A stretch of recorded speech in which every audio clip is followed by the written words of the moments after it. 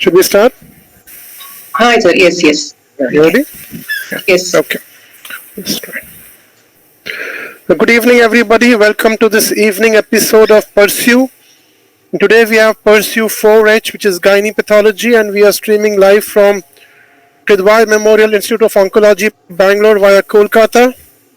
And we have a very, very relevant topic, the basic and the fundamental grossing of the gynae oncological specimen. And to talk on that, we have an expert in gynae pathology, Dr. Suma Amen. She is an MD, DNB, and Associate Professor of Pathology from Kidwai, and at present she is in Kidwai Memorial Institute of Oncology, Bangalore. She'll be talking on the gynecological specimen grossing. Before I ask ma'am to take over, let me request all of you to please keep your mic muted, your camera off, and please don't share your screen. With this, let me request Dr. Suma ma'am, please share your screen and let us start. We are live. Yes, sir. Just press present now. Your entire screen. Just press in the center and press share. 1 second, sir. Present. No.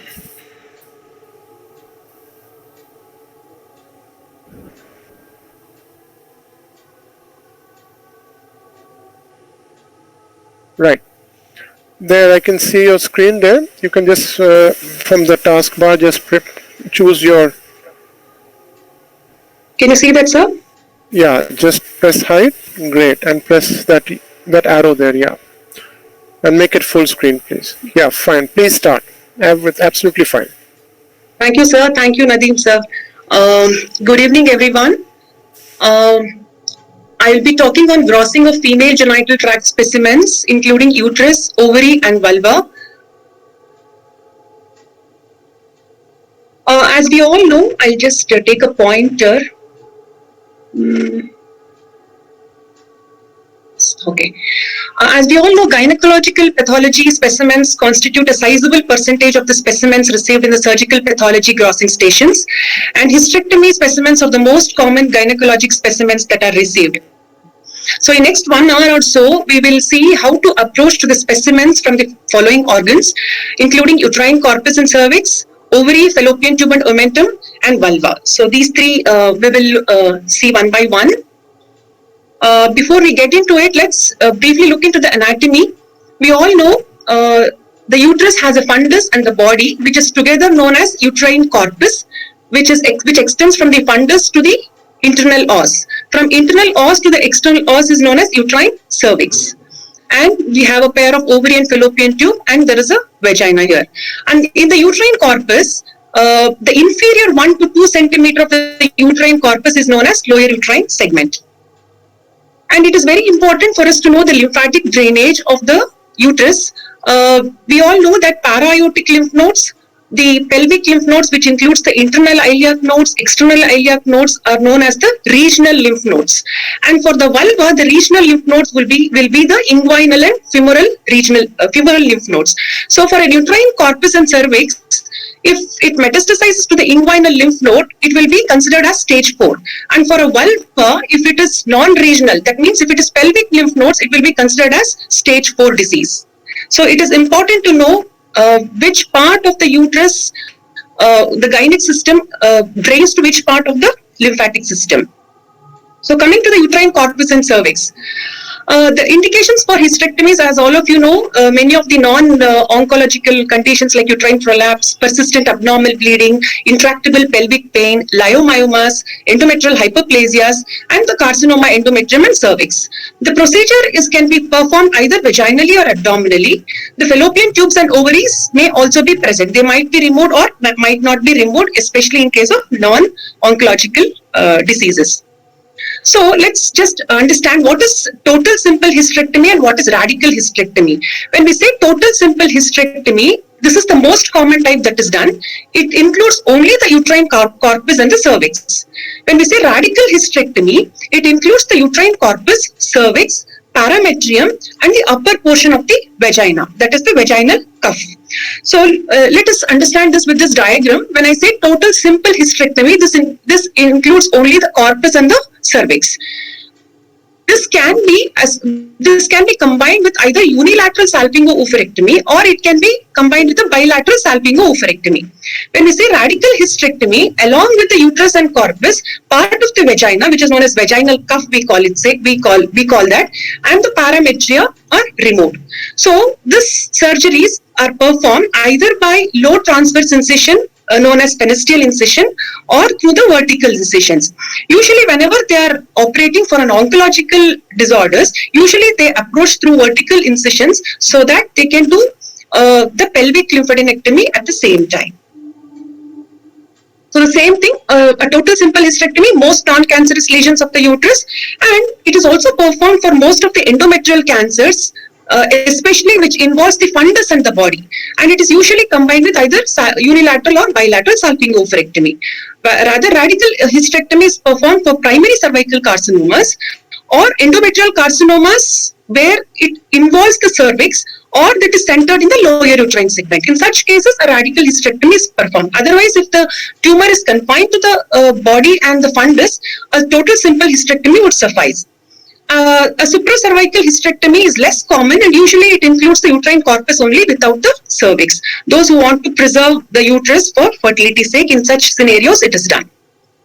The first thing, whenever we receive the specimen, it is important to orient the specimen. And majority of you will know how we orient the specimen based on the peritoneal reflection. I will show in the pictures. Then the anterior surface is more convex compared to the posterior surface. Majority of the times it may not help, but sometimes you can notice that anterior surface is more convex. And the position of the ovary along with the fallopian tube. As we all know, the fallopian tube and ovary is posterior and the round ligament is anterior. So we'll see that with the pictures. Here you can see the uterus, the gross specimen, where the reflection, the peritoneal reflection is short compared to the posterior aspect where it dips down.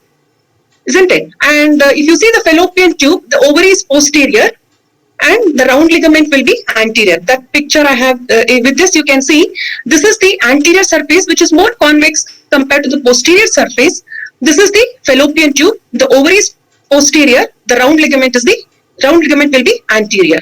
So that is how you identify the anterior and the posterior surface and the laterality of the ovaries.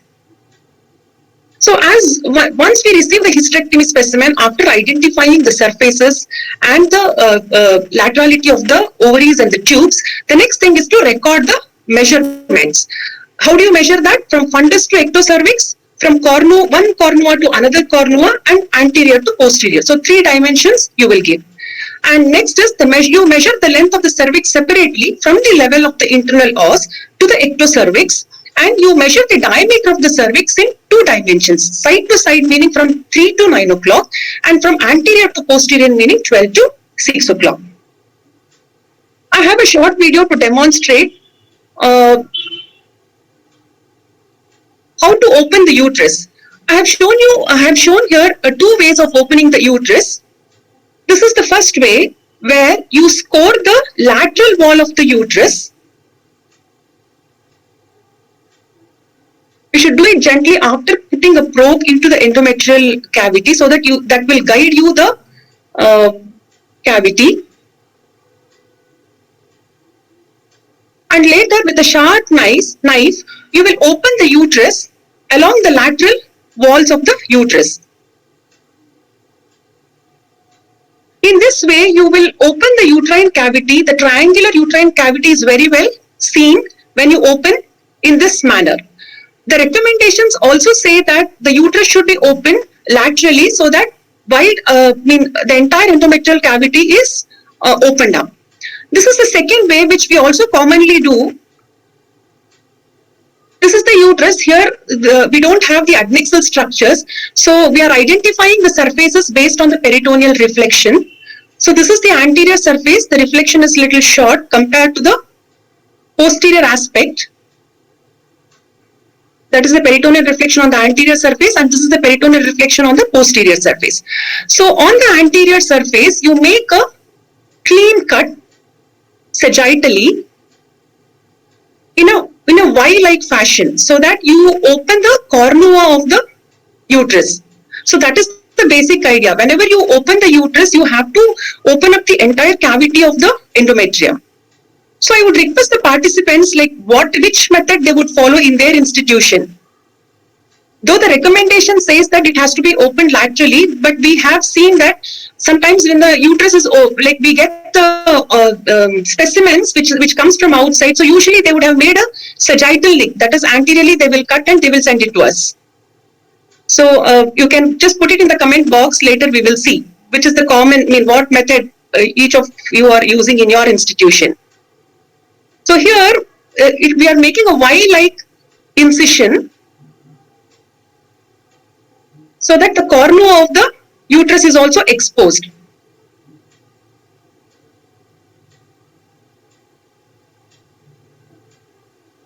So that you can clearly see the endometrial cavity. Okay, so this is how it looks. This is we call it as bivalving of the uterus, and this is the sagittal sectioning of the uterus. So now this is a specimen of hysterectomy. Now how do you open this? This is a very complex specimen and it has distorted the uterine cavity. So in such scenarios, always take the help of the guide wire. That means use a wire, use the probe and identify the cavity and go along it. Here, if you traced it, in fact, it was almost onto one side. So with that, we have opened the uterus, and later the rest of the uterus can be parallelly sliced. This is another specimen of our own, this is it's endometrial carcinoma specimen where we have bivalve, and later we have cut it, the cut sections we have transversely cut so that it will help in further fixation. This is again from a paper where they have serially sliced. They have opened this is the anterior surface, this is the posterior surface. They have opened it up like a page. So and this from fundus to the lower uterine segment, they have transversely sectioned for fixation. So now let's come to the uterine cervix. So we will go stepwise. What are the types of specimens we receive in the cervix? How do we do grossing? And how staging we should know before we gross the specimens of the cervix. So these are the types of specimens which we get in cervix, that is cervical punch biopsy, wedge biopsy, endocervical curettings, endocervical polypectomy, cervical cone biopsy, then LEEP or LITS, that is large loop excision of the transformation zone, which is colposcopic guided, or loop electrical excision procedure. Both are same. Then trachealectomy and radical hysterectomy with lymph node dissection. Just a word on each. Punch biopsy is usually colposcopic guided, and it is usually done to evaluate the cervical intraepithelial neoplasia. They are very small fragments, 2 to 3 mm, and they are, as you all know, it's completely transferred to the processing cassette, and orientation is quite satisfactory, and we take a lot of levels or serials. Coming to the wedge biopsy, compared to punch biopsy, these are larger. These are done to confirm an overtly invasive cervical carcinoma, at least of stage 1B, before definitive treatment. Sometimes if punch biopsy is not satisfactory, we can convert into cervical wedge biopsy. These biopsies are up to 1 centimeter and they are sliced perpendicularly to the surface at 2 to 3 mm interval. The curettings, we all know it is performed to evaluate the presence of intraepithelial neoplasia, either squamous or glandular, in the endocervical canal. Polypectomies, most cervical polyps are benign endocervical mucosal polyps. They are smooth surface, slippery, pedunculated, and typically 1 to 2 centimeter in the diameter. The small polyps are bisected and entirely submitted, while large polyps we can sufficiently sample looking into the morphology. Like if it has variegated area, then you may have to sample extensively. Coming to the cervical cone biopsy, it is performed to confirm and also possibly to treat microinvasive carcinoma, especially in young women who want to retain their uterus. A cervical cone biopsy is a conical excision of the cervical canal performed with either a laser or a surgical blade. This is a cone biopsy. So it will have a part of the ectocervix, a transformation zone, and the endocervix.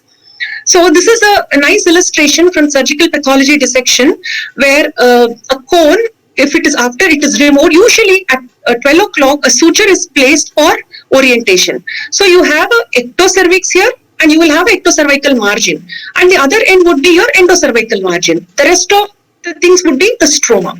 So you have to keep it as if it is facing you and incise at 3 o'clock so that you open it. You open, like, it's a roll which is opened up, and you fix it on a board so that you can kind of take sections from 12 o'clock to 3 o'clock, 3 to 6 o'clock, 6 to 9, and 9 to 12. Another picture where nicely oriented at 12 o'clock. Here, this is a cone biopsy. So from 12 to 3, again you have at 12, 1, 2, 3. So this is how it is taken, and this part is inked. This margin is inked, and the endocervical margin is inked. We can use 3 different colors to kind of identify that. And all the sections, all these sections are placed in different cassettes, in 12 different cassettes, and are processed. Coming to LEAP or LETS, that is large loop excision of the transformation zone, and which is colposcopic guided. They are also used to diagnose and treat cervical intraepithelial neoplasia.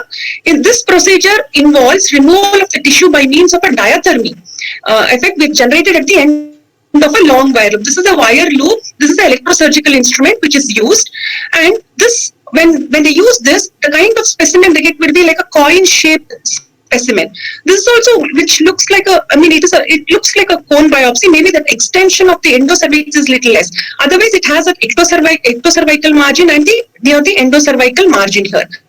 So this is also processed like a cone, like from 12 o'clock to 3, 3 to 6, 6 to 9, and 9 to 12. So what is trachelectomy? This is rarely done. Here only cervix is removed, and this is usually done in young patients with early cervical cancer who wants to preserve the fertility. Now let's come to the radical hysterectomy for cervical cancer. So before we go to the grossing procedure, we have to know what is important before you start grossing. It is important to know here that there is a measurement of 4 centimeter here, which is mentioned. This is AJCC TNM 8th edition, which helps us to, which says that PT1, B1 and B2 is based mainly on the size of the tumor, isn't it? It's less than 4 or more than 4. So it's important when you're measuring the tumor, whether it is less than 4 or more than 4. So you should be accurate at that point. Anyway, T1A1 and 1A2 is more of microscopic. It is based on the microscopic depth, which is 3 to 5 and horizontal. Anyway, now the FIGO has come out with a modification of this where the horizontal spread has been removed. That I will show you in the next one. See, this is the revised FIGO staging. AJCC and FIGO almost go hand in hand. The AJCC is still retaining this as of now. Even in FGT 2020, the same classification, the same TNM has been given. But however, the FIGO has come out with a modification in which they say in 1A1 and 1A2, it was that horizontal 7 mm has been removed. So it is less than 3 or more than 3 up to 5. And 1B, instead, earlier it used to be less than 4 and more than 4. Now they have made it 5 to less than 2 or equal to 2 is 1B1, B2 is 2 to 4 and more than 4. So now it is more important for us, the exact measurement has to be taken when you are grossing the specimen. So that way it is important to know the staging before you start the grossing. Then stage 2 remains almost the same. Stage 3, they have included the lymph node involvement as stage 3C. So C1 involving the pelvic lymph nodes and C2 involving the para-aortic lymph nodes, which was not there earlier. So once, suppose, irrespective of any size, when you have the involvement of the lymph nodes, it automatically upstages to stage 3. That is why it is important to know that. So how do we do the grossing? Just I'll show you, I'll tell you briefly, and then we will go to the video. The usual surgical procedure for cervical cancer, as I told you, is a radical hysterectomy and lymph node dissection. This includes the vaginal cuff, which is of several centimeters wide, and broad strips of parametria. The size, site, growth, the type of the growth, the depth should be noted in the cervical cancer. Size, as I told you, important. You should measure in 3 dimensions. The largest dimension is the one which we take it, whether it is more than 4, more than 2, or less than 2. The large tumors are often circumferential. The smaller ones preferentially affect the anterior or the posterior lip. The growth may be fungating, infiltrating, ulcerated, polypoid. The nature of the tumor you have to mention, or if it is a mixture of these characteristics you have to mention. Additional necrosis and hemorrhage if present should be recorded. Then the depth should be recorded as the tumor infiltration of the total cervical wall thickness. Now let's see the video. Okay, this is a short video to show how to gross the cervix. Radical hysterectomy. Always, for any specimen, you have to check the number, the name, with the name and the number on the container. And always in gynec specimens, what happens? You always get a family. You will have a major specimen and you will have minor lymph nodes and omentum and all those things. So once this is actually a fixed specimen, so here, before we start grossing, we are inking the parametrium. You can do it when it is fresh, or you can also do it once it is fixed. So you are identifying the surfaces here, the anterior surface and the posterior surface here, based on the peritoneal reflection and also based on the ovaries and the fallopian tubes. You can see the ovaries posterior, fallopian tube, anteriorly round ligament. Here the uterus has been cut sagittally. And here you can see a good amount of vaginal cuff, the tumor protruding outside. Probably it is involving the proximal part of the vagina on the gross that you can mention.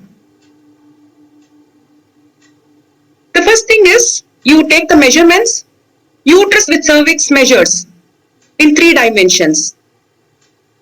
From cornua to cornua and anterior to posterior. Then measure all the adnexal structures.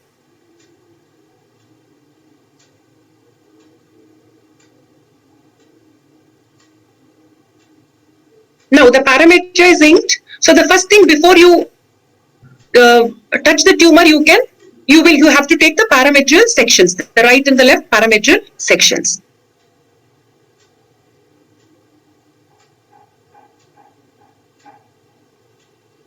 This is, yes, in the cervix cancer, there are 2 margins. One is the parametrial margins, the other one is the vaginal cut margins you have to take. So this is, we are taking the sections from the parametria. The entire that parametria has to be taken.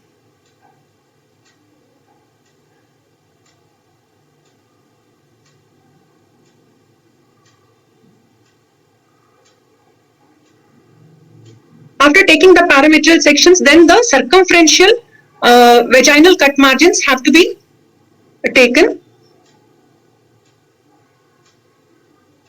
This can be taken with the help of the scissors.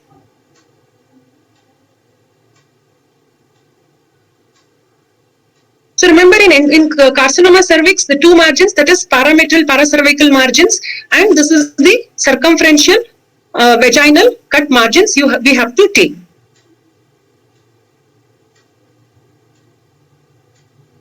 Okay, now once it is done, now measure the dimensions of the tumor. And always mention the type of the tumor. Here it's a proliferative tumor, a kind of a cauliflower type of tumor, and measure in 3 dimensions. Here the maximum dimension appear to be 3.5 centimeters here.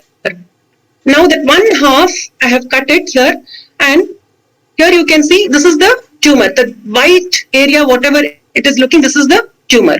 And here you can see, you may not be able to see the exact depth of the tumor here. So we have inked this margin, already we have inked. So when we take the section, we will have this ink on the microscopic sections to assess what is the depth of the tumor.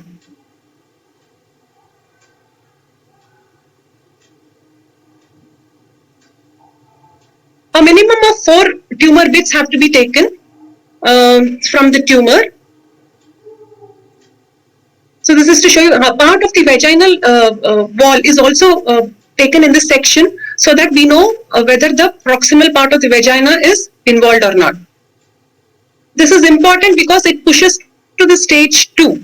Once it involves the proximal 2/3 of the vagina, it will upstage. And this is the sections from the isthmus and from the endomyometrium. Unlike in endometrial carcinoma, the involvement of the the corpus is not much important in case of cervical carcinoma. Now we are sampling from the adnexal structures. In this one section, since the ovary and tube appears grossly unremarkable, one section from the ovary and fimbrial end of the fallopian tube along with the representative sections from the ampulla and the isthmus part of the fallopian tube should suffice.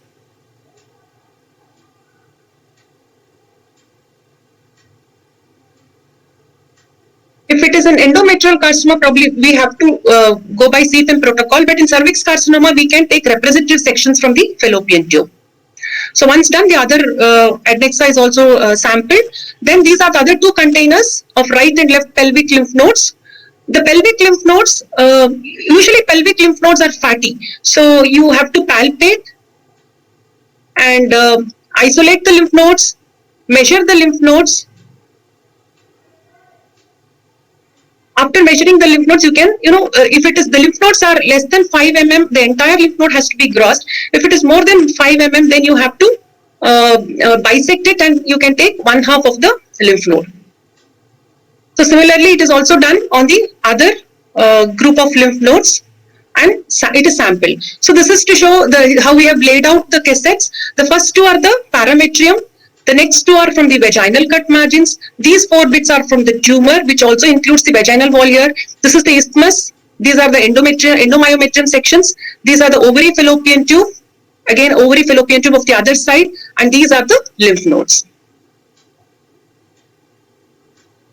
Okay, that was about the radical hysterectomy where you have evidence of the tumor. Suppose there is a prior biopsy report which says there is only cervical intraepithelial neoplasia.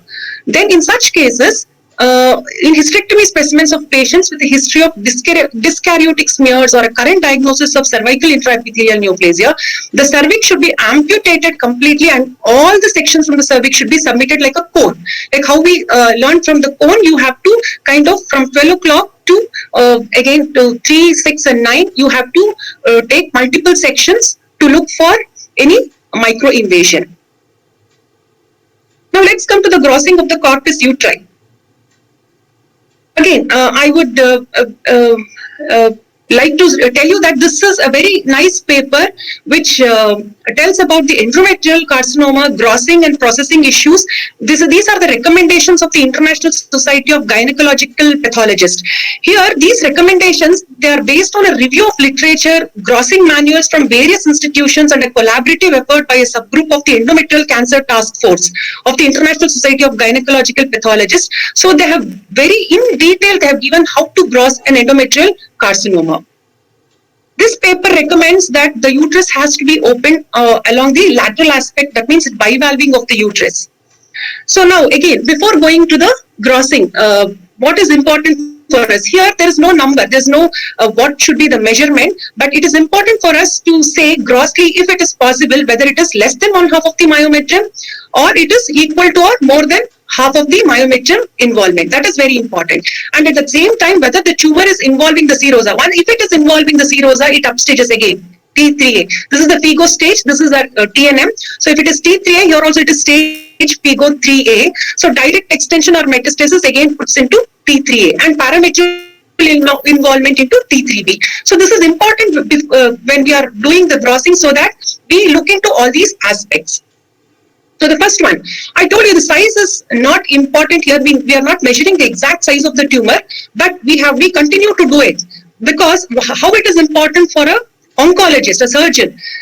For them, actually they take the size from the MRI reports. According to them, on the endometrial biopsy, if we have given it as endometrioid adenocarcinoma, the grade being 1 or 2, and if it measures less than or equal to 2 centimeter with less than 50% myometrial invasion, they are spared of pelvic lymph node dissection because in such cases, the risk of lymph node metastasis is less than 0.3%. And similarly, suppose in a patient with similar tumor, that means less than similar tumor meaning endometrioid adenocarcinoma, FIGO grade 1 or 2, but the tumor measures more than 2 centimeter with less than 50% myometrial invasion. They have to undergo dissection of pelvic lymph nodes as the risk of pelvic lymph node metastasis increases to 10%. So for them, it is less than 2 or more than 2 is important for them. So they use this algorithm called Mayo algorithm. So how do we measure the size? This is again a bivalve uterus where there is a small polypoidal tumor. So this is how we have to measure, because it is attached to both the walls. So you have to measure from one end to the another. Suppose the tumor is entirely carpeting the uterus. So when you open it up like this, anterior and posterior, so you have to take the measurement of the entire length. This is important. Suppose if it is polypoidal tumor, then you will take the 3 dimensions because it is not attached to the wall of the endometrium. Now, the local extent, as I emphasized, the depth of the myometrial invasion is an independent predictor of both lymph node metastasis and prognosis, and it is a part of FIGO staging system. So, less than 50%, more than 50% of the myometrium is important. Involvement of the vagina and cervix, important. Extraserosal extension, it is important. Involvement of the ovaries and adjacent organs, all these have a implication in the FIGO staging. So, we have to mention all these things in our grossing report. So, a single full thickness section is submitted to determine the deepest point of myometrial invasion. The tumor and the non-tumor interface should be submitted for microscopic examination. At least, suppose if there is adjacent uninvolved endometrium, that is a non-neoplastic endometrium, one section has to be taken. One section from the lower uterine segment to be submitted. Suppose if there is extension to the lower uterine segment and the cervix, then you have to take in combination. That means you have to take the junction between the endometrium and the lower uterine segment. And if the tumor is very small, that is smaller than 3 centimeter, the entire tumor has to be sampled. So this is to show you, I have taken 3 sections here to show you the depth of the tumor. Like here, if you see, this shows the maximum depth of the tumor. That means it is almost reaching the serosa here. So in such cases, we are inking the serosal surface here. Suppose if you cannot give the entire section in one cassette, what you can do is you can divide it and label so. That means you make a picture and say that one entire that bit has been divided into A and B. So the A is the luminal one and B is towards the serosa. And also this here you can see that the distance from the tumor to the serosa is so small, just less than 1 mm. So the next point is the depth of the cervical stroma. See, apart from the endometrium, now whether if it is involving the cervical stroma, unlike in your cervix cancer where the cervix cancer involving the corpus is not so important, but in endometrial carcinoma, the involvement of the cervix is important. So here, the relation to the full thickness of the cervical wall is required for adjuvant therapy. How it helps the radiation oncology groups? Suppose if there is less than 3 mm, see, it is important to know that the cervical gland alone involvement it doesn't upstage. It has to be the cervical stromal invasion. If less than 3 mm cervical stromal invasion and no other features suggesting the need for additional adjuvant pelvic irradiation, that means it's not a very high grade, a low grade tumor, then the patients can be treated with only vaginal brachytherapy. Once it has invaded cervical stroma, they need radiation therapy, but it depends whether they need pelvic radiation or vaginal brachytherapy. If it is less than 3 mm, a vaginal brachytherapy would be sufficient. Suppose if invasion into the outer 1/3 of the cervical stroma or invasion into the middle 1/3 with vascular or lymphatic invasion, then adjuvant pelvic radiation is recommended. If no evaluation of lymph nodes was performed at the time of surgery, pelvic radiation is recommended for most patients who have more than 2 to 3 mm of cervical stromal invasion, particularly if the tumor is of high grade. That's how it helps. And similar to cervical carcinoma, here also parametrial tissue, if it is present. Usually I told you for endometrial carcinoma involving the fundus and the body, a much amount of parametrium will not be removed. So if you find a minimal amount of parametrium, that should be sampled before opening the uterus, as this avoids the carryover. So in case of endometrial corpus carcinoma, you don't have much of margins here, except if you have limited amount of parametrium that has to be taken. Otherwise, if it is extending to the serosa is not a margin, but if it is extending to the serosa, then you may have to take the section from the serosa. Suppose a prior biopsy, we have given it as well-differentiated adenocarcinoma or atypical hypoplasia amounting to endometrial carcinoma, and the specimen lands up in the grossing table without a tumor. Then what to do? So in such a scenario, the entire endometrium and the adjacent inner myometrium should be submitted for microscopic examination. Where in a scenario where we have called as atypical endometrial hyperplasia without any, at the present, we don't have any gross evidence of tumor. The same also applies to the hysterectomy specimens that have been obtained for other reasons. For example, it has been sent for leiomyoma, adenomyosis, etc. And there's no gross endometrial lesion, but one or two, the standard sections what we gave has shown you endometrial intraepithelial neoplasia or endometrial hyperplasia. In such cases, you should go back to the specimen and you have to take or multiple sample, or probably you have to entirely sample the endometrium. Now, how to sample the ovaries and the fallopian tubes in endometrial carcinoma? Suppose you have a prior biopsy diagnosis as serous carcinoma, clear cell carcinoma, or a carcinosarcoma, then the entire ovary should be submitted after slicing it perpendicularly to its long axis. And if the fallopian tube is unremarkable, if it is same thing, that is serous, clear cell, or carcinosarcoma, then you have to submit in a CFIM protocol. I'll tell you what is CFIM protocol in a bit. And if it is endometrioid carcinoma, then you might not have to go to CFIM protocol. You may give only the fimbrial end and the other representative sections from the rest of the fallopian tube, that is isthmus, ampulla, and the infundibulum part of the fallopian tube. That would be enough. Only if the histology says serous clear cell carcinosarcoma, it's prudent to sample the entire ovary and the fallopian tube in a CFIM protocol. Now, coming to the handling of the lymph nodes up to 2 mm are embedded as a whole, and if it's large in 2 centimeters, slice it and sample it. And as I mentioned, the regional lymph nodes for the endometrial corpus carcinoma would be the parametrial, obturator, internal iliac, external iliac, common iliac, sacral, and presacral. That is all comes under pelvic lymph nodes, and the para-aortic lymph nodes. If any other lymph nodes, like I told you, inguinal or femoral lymph nodes, they should be categorized as metastasis and commented on in the distant metastasis section. There is one more thing which is now coming up, that is the sentinel lymph node in endometrial carcinoma and especially in vulval carcinoma. So what is this ultra-staging of sentinel lymph node?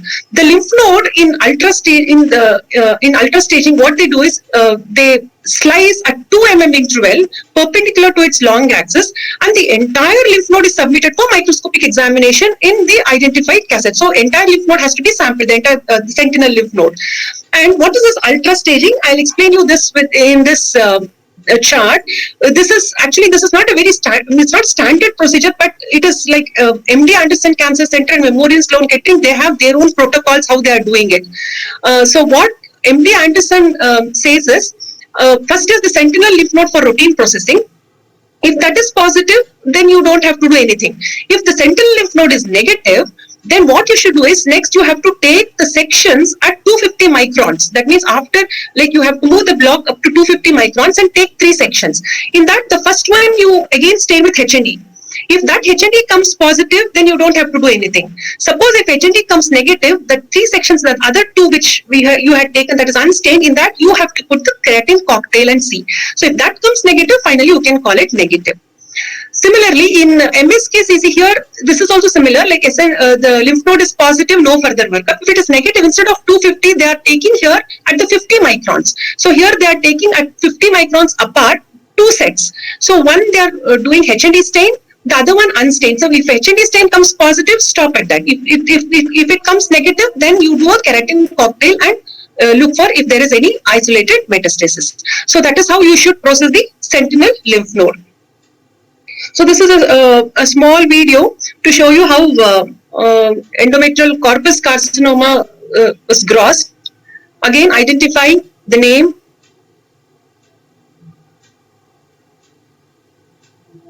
Okay, this has one-sided ovary and the fallopian tube. So the anterior surface was identified. Here I am bivalving the uterus. So the paper, what I mentioned, it recommends to open the uterus laterally so that you expose the tumor to the maximum, and also when you keep it overnight, it gets well fixed.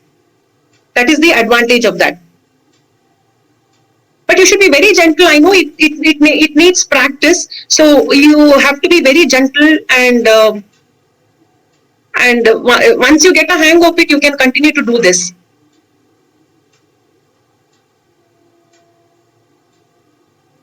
Since this tumor is very friable, you should be careful that you not carry the tumor to the parametrium. So the parametrium has to be sampled before you cut the specimen.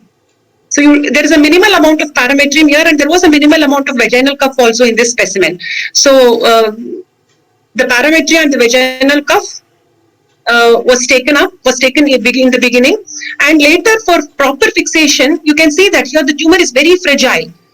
So we are cutting it, transversely like this, so that the formalin infuses and fixes the specimen properly. This should be kept like that only, so that you can take a longitudinal section. So this is the next day after fixation. Here you can see it is fixed now. So one half I have taken, and I'm just making these sections complete and laying it down on the board, so that we know what is the maximum thickness of the tumor, in which section we have the maximum thickness of the tumor. Here I have laid it out on the table. Here you can see that one part of the uterus, I have taken the sections. So this appears to be has a maximum depth here, and there is a leiomyoma, that is what I'm showing there. So this section, after this, what I do is here we ink the serosal surface, and then we take the sections. You can also do when it is fresh, but only thing is it will soil the sample. That is why usually after fixation, only the sections where we are taking the sections, there we ink the surface.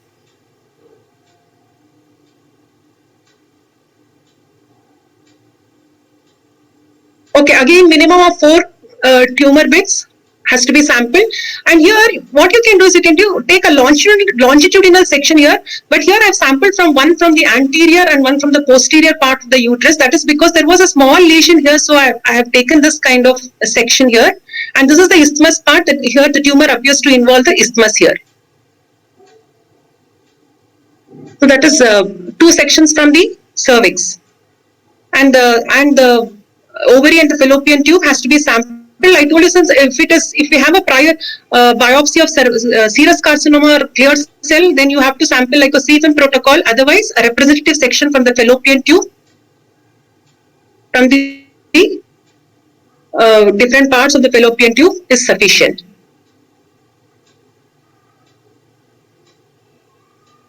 You must be wondering what blade they are using. This is the microtome blade, which we use on the microtome. After they use it, still they are sharp. So we use it for our grossing, and really we are happy with that. It does a good job.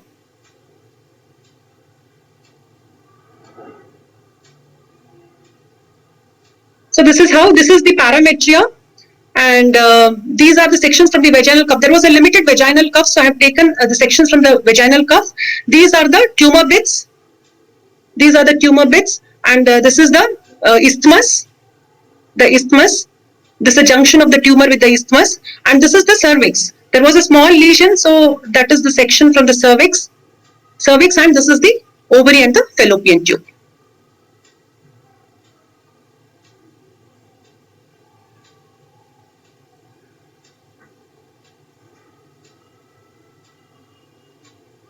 Okay. Now, just one slide about leiomyomas. When you have multiple leiomyomas, how should we sample? If there are multiple leiomyoma in the uterus, at least 3 of these should be sampled, and you should state whether they are submucosal, intramural, or subserosal in location. And if they are large, they are more than 5 centimeter, give 2 bits from them.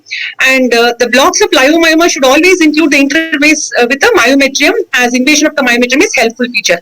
Any soft necrotic or hemorrhagic tissue should be submitted. A small clue that which even my teacher had taught us is how do you differentiate, suppose if you have a very large leiomyoma, how to differentiate whether it's a leiomyosarcoma or a leiomyoma. When you cut the leiomyoma, usually the knife comes out clean, and if it's a leiomyosarcoma, usually it soils the knife because of the necrosis and hemorrhage.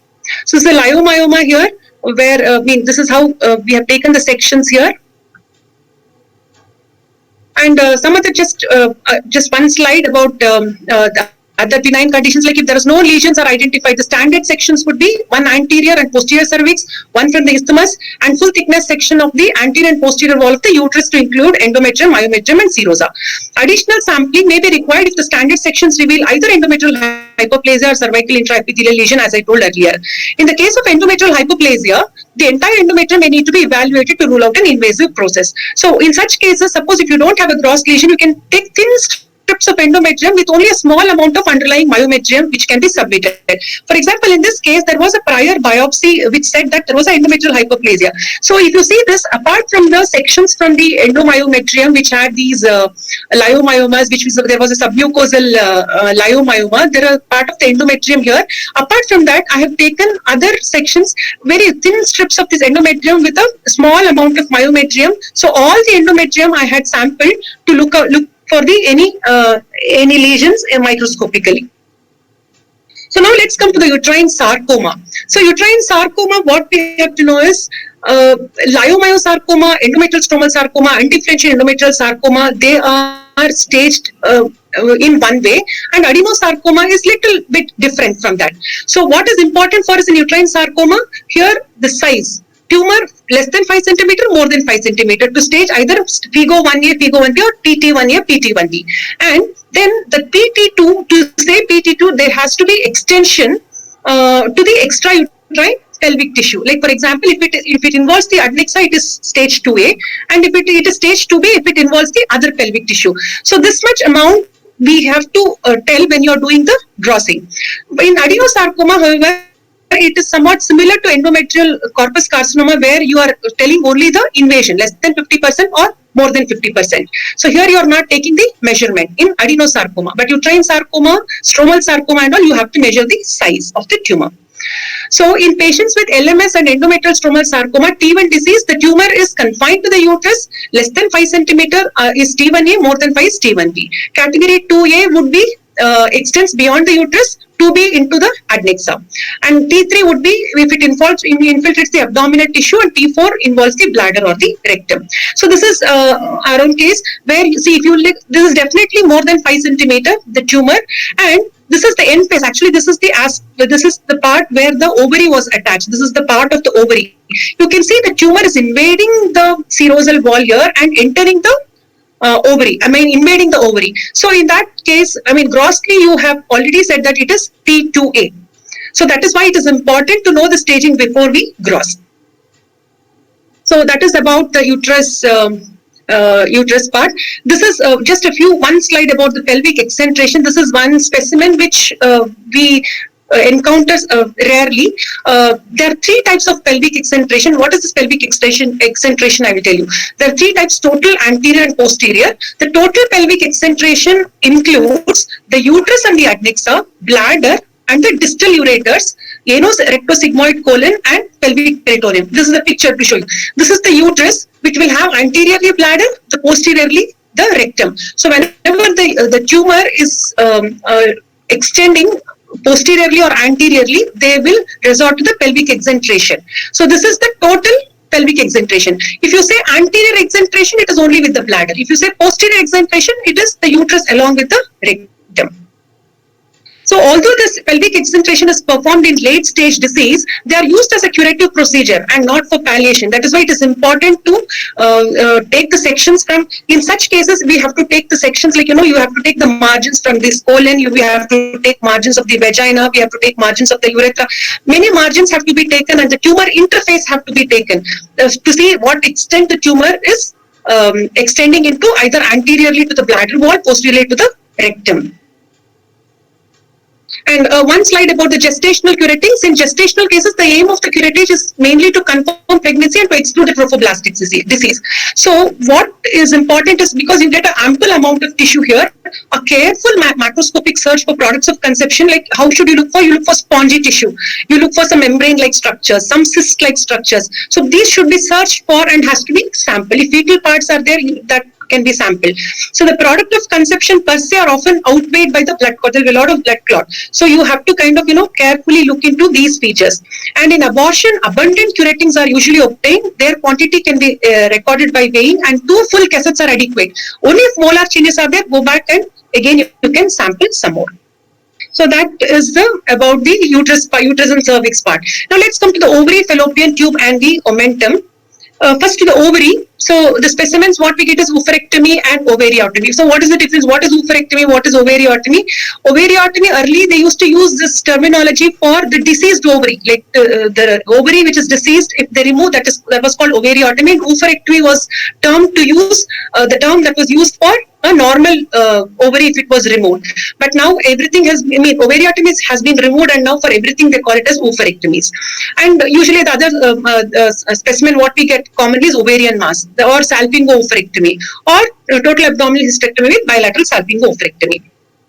So FIGO stage has got a very important role in ovarian cancer. It's the strongest predictor of outcome, especially in the ovarian epithelial cancers. The stage 1, stage 2, stage 3, if you look into, we see that the stage 1 cancers, which is confined to the ovary, will comprise of only less than 5%. So stage 1 cancers are very less. Stage 2 cancers, which extends into the pelvis, but below the pelvic brim, comprises of less than 10%. So what we encounter commonly in an oncology setup, like in our institution also, is we see the stage 3 epithelial cancers. Majority will be 3C. I'll come to that TNM and I'll tell you what is 3C. This is the most common, is almost like 75 to 80% of the ovarian epithelial cancers present at stage 3. And remember, primary peritoneal cancers can never be stage 1, because we know that stage 1 cancers is only confined to the ovary. So the primary peritoneal cancers usually will be after stage 2 only. This is just to show you here in that is FIGO 1. This is all 1A, 1B, 1C, 1, 2. This one stage 1 is less than 5%, what I told you, and T2 is 10%, and this is 75 to 80%. So in in stage 1, we know that it is confined to the ovary and the fallopian tube. In that, 1C is again divided into C1, C2, C3. This is important for us to know. Why? Because in 1C1, the surgical spill, if there is a surgical spill, it is automatically set 1C1. That means if you have a breach in the ovarian tumor, it's already 1C1. And if it is capsule is ruptured before surgery, it is 1C2. And 1C3 is malignant cells in the ascites or peritoneal washing. So that is important for us to know. And in 1B, what is important for us? This is pelvic extension below the pelvic brim or primary peritoneal cancer. So this is this we have to know in T2. And T3, as I told you, 3 has again A2, 3A2, 3B, and 3C. In 3A2, it is mainly the microscopic extrapelvic extension, and here in 3B, it is macroscopic peritoneal metastasis beyond pelvis, which is like 2 centimeter or less. If it is more than 2 centimeter, that is, you find a 2 centimeter nodule in the omentum, then it is 3C. This is the end criteria. As I told you, again, see here, the end criteria, it's only to be the regional lymph nodes. Regional lymph nodes being either the pelvic or the paraortic lymph nodes. And in M0, here it is said that including the inguinal lymph nodes is already stage 4. Apart from involving the parenchyma of the liver, spleen, or the colon, involvement of even inguinal lymph nodes is already stage 4. So now, ovarian mass, generally we don't have anything like margin. Here, the integrity of the capsule, the laterality of the tube, that's whether it's unilateral, bilateral, those things are important. So how, first I'll tell you how we should do it, and then we can just look into the pictures. First is, whenever we have an ovarian mass, like whether it is for intraoperative consultation or you have an ovarian mass for grossing, first you identify the fallopian tube and ensure that it is an ovarian mass. Next is you weigh the specimen, record the dimensions of the specimen, look on the external surface, how is it, whether it is smooth, whether it is nodular, whether it is knobby, all those things should be looked into, or whether the tumor is protruding onto the external surface, all those things should be noted. Then integrity of the capsule, whether its capsule is completely intact or there is a breach. If there is any breach, whether there are any adhesions, it should be mentioned. So when it is fresh, whenever there is a breach, that should be mentioned, that should be kind of mentioned in your form and oriented by inking. So that the next day when you start, after fixation, when you gross, you know that that part was breached. And the whether surface is tense, smooth, knobby, congested, any external growth like surface papillary excrescences should be looked into. And if it is cystic contents, always make a small leak, drain the fluid, explain what type of fluid it was, because the next day when you start grossing, so you will know what kind of fluid was evacuated from the cyst. Whether it is hemorrhagic, serous, mucinous, any cheesy material, any hairy hair, sebum, what was present within the cyst. Suppose if the cyst completely collapses always evert the cyst wall and examine the luminal surface for any nodularity or papillary excrescences. And if there are multilocular cysts, mention the cyst size, cyst wall thickness, and solid areas if there are any. This is very important. Whenever you have a cystic mass, always solid areas gains importance. You have to look into the solid areas, what kind of solid area, what is the measurement of the solid area. And if there is a completely cystic tumor, then you look for any residual ovarian parenchyma if present. If the tumor is solid, mention the color, consistency, any areas of necrosis and hemorrhage. If both solid and cystic areas are present, give the percentage of each of them and the sections to be taken appropriately. And ovarian tumors, as the standard goes, that for each, suppose it is a 10 centimeter tumor, you have to give one section per 1 centimeter of the tumor. That is, each 1 centimeter you have to give one section. That is the rule. This rule is very useful, especially for mucinous tumors. Usually they will have a very focal regions which demonstrate atypical or frankly invasive elements. So a mucinous tumor of less than 10 centimeter, you give 1 bit per centimeter, and if mucinous tumor exceeds more than 10 centimeter, give 2 bits per centimeter, because the volume of the tumor is more.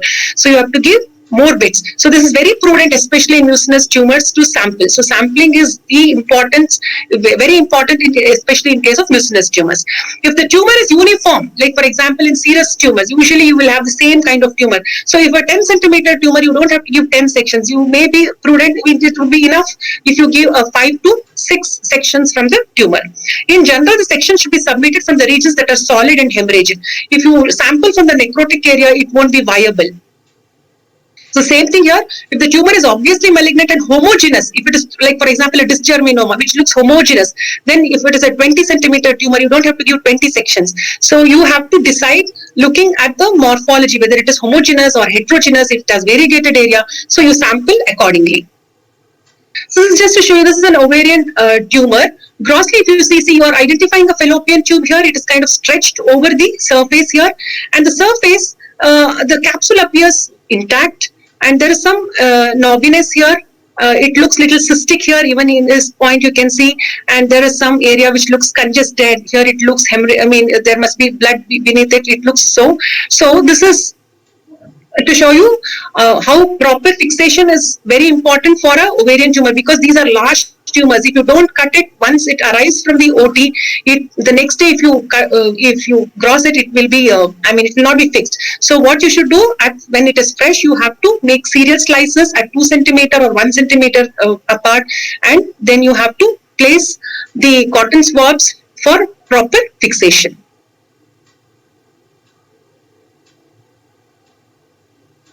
Sometimes if the ovarian tumors are operated outside, and if it is not fixed, usually the entire tumor would show a lot of autolysis. So it's very important to slice the ovary and keep it in formalin. You should dip it in formalin. It should be 10 times the volume of the size of the tumor. So you have to take a big container and you have to immerse the entire specimen in the formalin.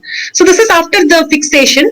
So this is after fixation. Usually in a fresh, we don't ink the surface because it soils the specimen. So this is after fixation. You identify one of the slices, and we have inked the surface here, and then sample accordingly. Like from this, we have taken from the more viable gray white areas. So this was almost a 20 centimeter tumor. So we have taken multiple sections from the tumor. Almost this first 2 lines of cassettes are from the tumor, and this is from the fallopian tube and from the lymph nodes. So just few examples. Whenever you get an ovary, how should you explain? So this was a bilateral ovarian tumor. The one side was large compared to the other side, and here you can see the external surface is showing this kind of knobby projections here. The capsule quite appears intact, but there is some projection here. After collapsing the cyst, you can see that this is the surface cyst. These are the surface papillary excrescences here.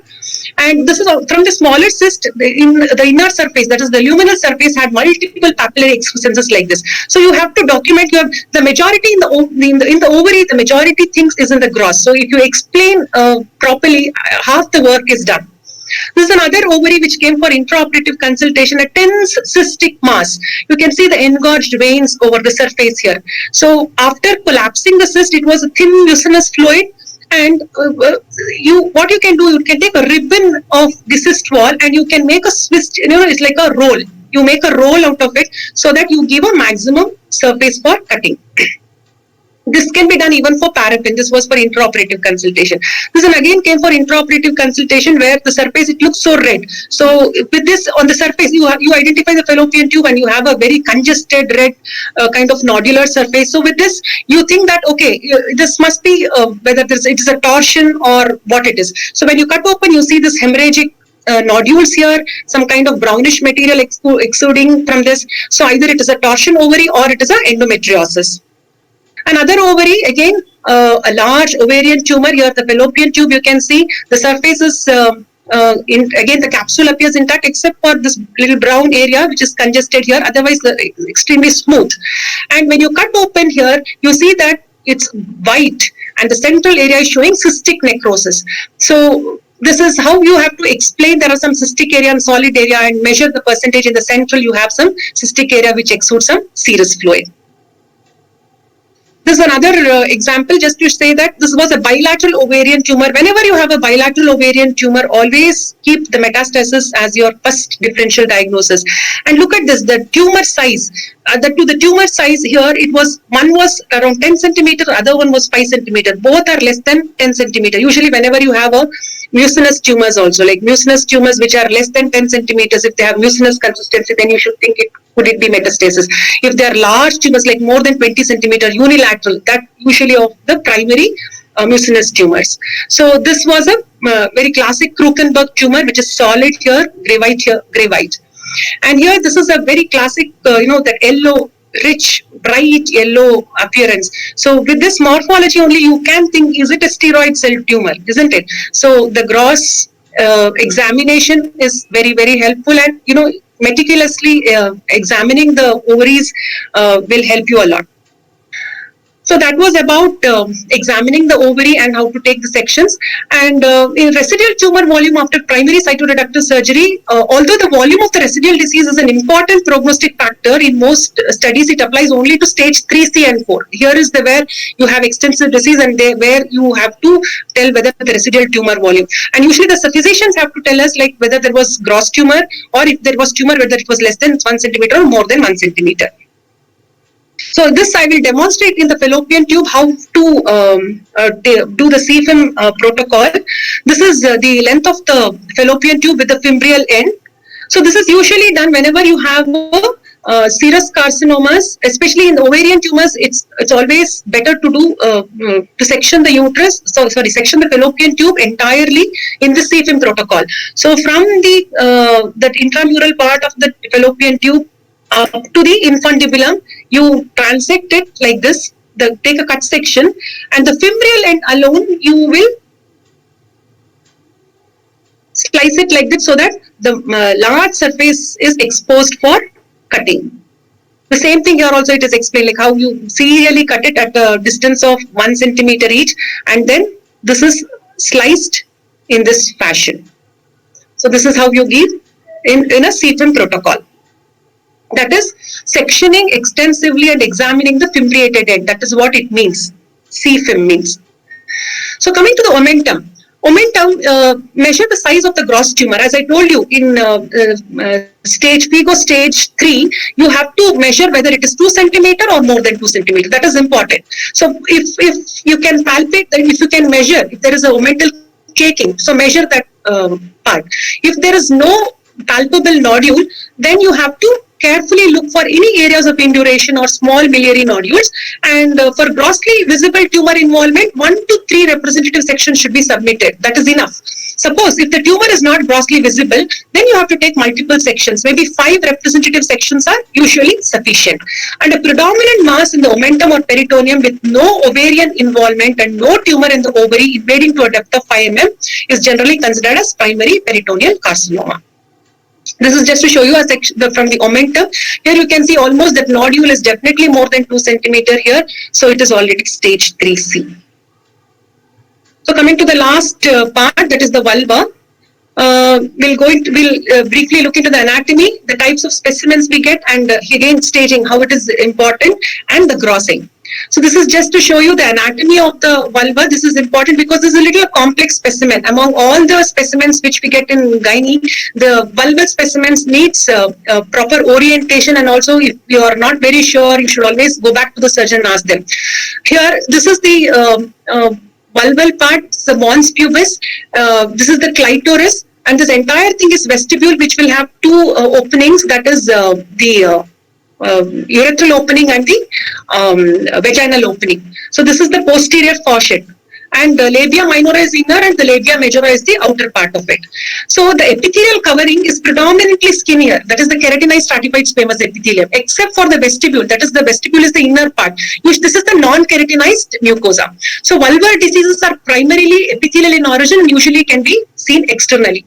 So the majority of the vulvectomies are performed for the treatment of invasive squamous carcinomas, and the vulvectomies can be partial or it can be total. So partial is when only a portion of the vulva is removed, and total is when the whole vulvar region is removed. A superficial vulvectomy, that is they call it a skinning vulvectomy, they refer to the removal of the epidermis with a variable amount of dermis and the subcutaneous tissue. A deep vulvectomy would refer to removal of the vulva to the superficial aponeurosis of the urogenital diaphragm or pubic periosteum. The inguinal node dissections can either be attached to the vulvectomy specimens as superolateral wings or submitted separately.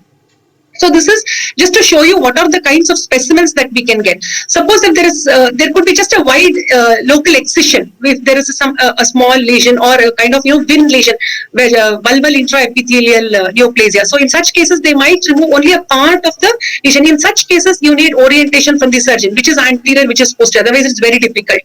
Suppose this is a hemivulvectomy. In a hemivulvectomy, you can identify to some extent the hairy part you can make out. So this is the lateral, and you can see the mucosal part, that is the medial. So usually the hemivulvectomy usually is always comes along with the lymph nodes removed. Or this could be the top portion of the vulval region. Vulva can be removed so that it has only if the tumor is only confined to the clitoris, or the posterior part if the posterior vaginal part is involved by the tumor. So these are the various types of specimens which we get in vulva. So document the type of the specimen, orient it, note the anatomic structures, what is present should be mentioned. Measure the width of the specimen, the length from the superior to inferior limits, the depth from the epithelial surface to the deep soft tissue should be measured. So in partial vulvectomies, orient the specimen using the hair-bearing labia majora, which represent the lateral extent of the lesion. If there is any doubt, please ask the surgeon to help the orientation. It's crucial not to proceed with the dissection until you understand the in situ configuration of the specimen. Ink all the margins. You have to ink the cutaneous margin, the deep margin, and take sections perpendicular to the epithelial surface. Again, coming to the staging, what is important here? Again, 2 centimeter here. So what T1A, T1B. So it is basically on measurement of the size of the tumor.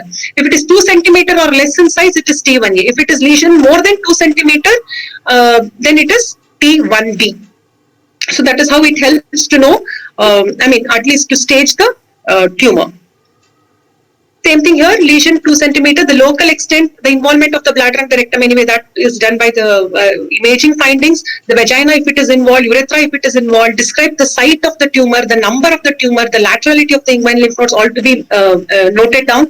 And as I told you, in vulva, the pelvis is considered as a distant lymph node involvement and an extrapelvic disease. This is just an illustration again from the surgical pathology dissection, which nicely illustrates how to give the sample when you have a total vulvectomy involving here the clitoris and part of the labia minora here. So with the tumor, it is with the nearest deep vaginal margin here it is taken, here with the skin margin it is taken, and along with that, along with the clitoris and other uninvolved areas. Suppose there are some other hyperpigmented areas or some white patches, the sample has to be taken from those areas also. So if the lesions are multifocal, the largest lesion or the lesion with the greatest depth of invasion will be the target lesion identified to address the highest PT stage. And sample any other skin lesions, as I told you, especially those within 0.5 centimeter of any margin.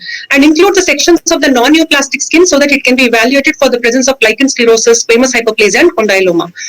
Histologic examination of regional lymphadenectomy specimen usually includes 6 or more lymph nodes is what is mentioned according to the CAP.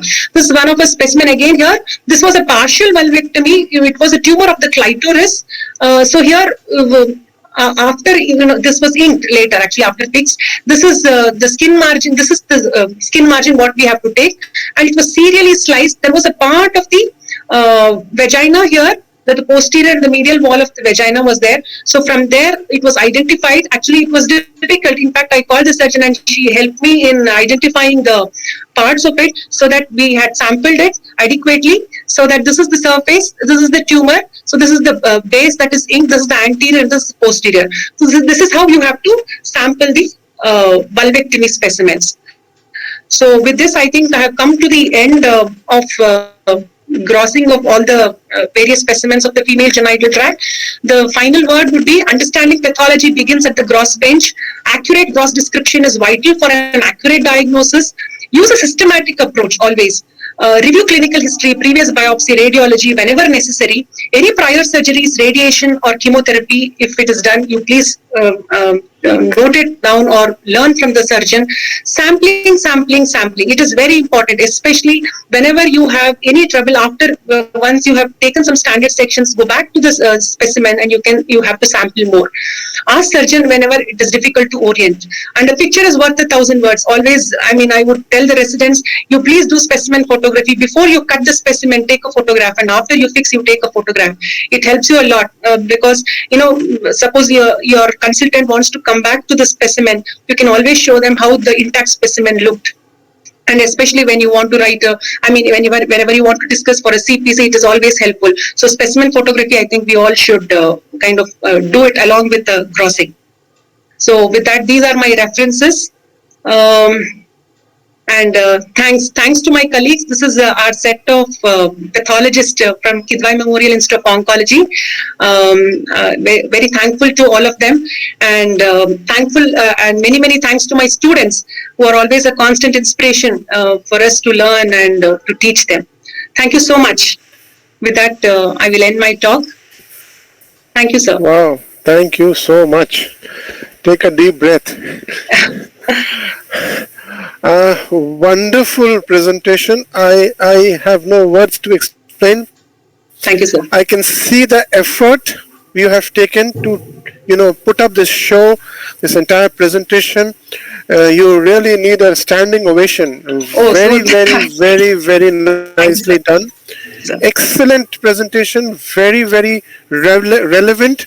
And you have chosen live specimens, which you have taken photographs, Yes. videos, and relevant to our working process and protocols, the way we do it, the way we handle it, the way we see the Yes. specimens. It is wonderful. And there are a lot of comments which are on the YouTube, which I have put it there on the chat box. You can read them. Of course, there's a question there by Dr. Daphne Fonseca. She says, what's your personal preference to assess extent of myometrial invasion? On gross, she asks? On gross. Gross, yes. And gross, you can estimate it. If it is in a very unequivocal situation, you can make out whether it is more than half or less than half. It is not so difficult. But anyway, always we resorted to microscopy to say that. But you can always assess telling on the gross whether it was less than half or more than half. Right. If you could just stop presenting, just press that stop presenting so that we can see you on the screen. Right, sir. Right, there you are. Right. Then you can read the various comments. Dr. Geeta Patel. Patel. She is my colleague, a good friend of mine. A very elaborate and crisp grossing talk on female genital tract. Enjoyed the lecture. Thank you. And, She's my colleague. Really, yeah, okay. So the colleagues are. I enjoyed doing it, sir. So hope they enjoyed listening it to it. Yes, it is wonderful.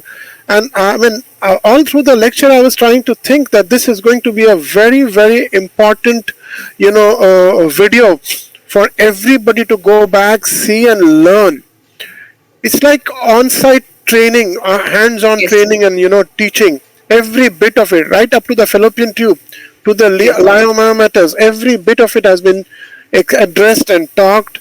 Wonderful. I really congratulate you for putting up such a wonderful presentation. Thank you. Thank you so much. Worked hard. You really, Thank you. And it also shows the depth of your knowledge in the subject, because it's not so easy for everybody to handle, basic things and teach it with such confidence. Wonderfully done. Thank you so much, sir. Thank you so much for this opportunity.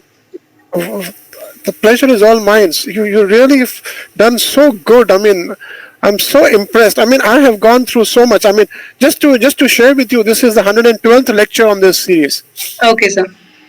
So we have been seeing so many people coming and speaking, and I can really assess the amount of effort and hard work you have taken to put up this wonderful. And we would definitely request you to come back again, maybe sometime after a month or so, or maybe 2 months or so, and come up with something, which you feel you can come and teach, because definitely the students, the consultants, everybody listens to these, YouTube lectures again and again, Yes, and yes, everybody is that's true. learning.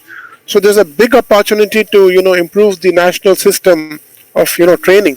Yes, So I would thank request you to come back after 2 months and give us maybe a month whenever you're free, and a mutually agreeable time, so that you can come up with another topic and teach us. You're a wonderful teacher. Thank you, Absolutely. sir. Thank you so much. Right. Thank you for those words. Thank you so much. It made my day. I'm telling you the truth. I mean, you can go back and see your own video, and you'll realize. I'll share with you the link for your recorded version. You will see this. Definitely, definitely. Thank you so Thank much, you so Dr. much. Suma. Wonderful to have you here. Thank you, sir. You have really raised the bar of this teaching. And thank you everybody for joining in. So many of people were there on the YouTube and the Google Meet. Right, take care. Thank everybody. all of Good them night. for listening. Thank you. Thanks, everybody. Thank you, sir. Thanks for the opportunity once again. Thank you. Thanks very Take care. Bye. much. Okay, sir. Bye. Bye.